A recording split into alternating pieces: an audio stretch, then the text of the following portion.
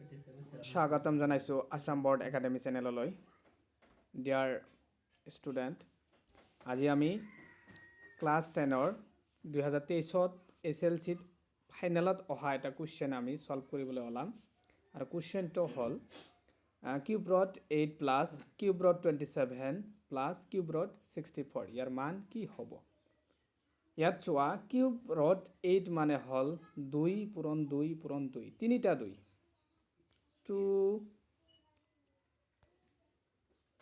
2 পূৰণ 2 পূৰণ 2, তিনিটা 2ৰ পূৰণফল হ'ল 8, 2 2 গুণ 4, 4 পূৰণ 2 8। গতিকে কিউব ৰুট 8 মানে হ'ল তিনিটা 2ৰ পূৰণফল। গতিকে তিনিটা 2ৰ পৰা আণ্ডাৰ ৰুট যদি কৰিব যোৱা, এটা 2 ওলাই আহিব, তাৰ লগত প্লাছ কিউব ৰুট 27।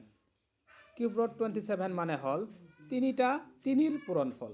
চোৱা, 3 পূৰণ 3 পূৰণ 3, 3 3 গুণ 9, 9 পূৰণ 3 27। গতিকে কিউব ৰুট 27 মানে হ'ল তিনিটা 2ৰ পূৰণফল। গতিকে এই তিনিটা 3ৰ আগত যি ৰুট অভাৰ আছে, তাৰ পৰা যদি আমি এটা 3 আণ্ডাৰ ৰুট কৰিব যাওঁ, ই ওলাই আহিব। গতিকে 3 ইয়াত হ'ল আমাৰ 2 প্লাছ 3 হ'ল, তাৰ লগত কি আছে আমাৰ আকৌ কিউব ৰুট 64 আছে।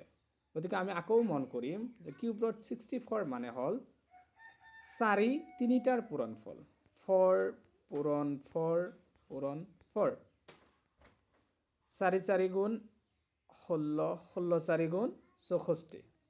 গতিকে কিউব ৰুট 64 মানে হ'ল ৰুট অভাৰ 4 তিনিটাৰ পূৰণফল। গতিকে ইয়াৰ পৰাও আমি আণ্ডাৰ ৰুট কৰি এটা 4 বাহিৰত ওলাই লৈ আহিম।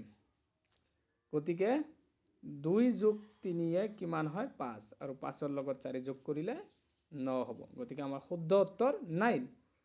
চাওঁ, 9 আছে আমাৰ অপশ্যন ডিত। গতিকে ডি শুদ্ধ উত্তৰ, ডি আমাৰ শুদ্ধ উত্তৰ।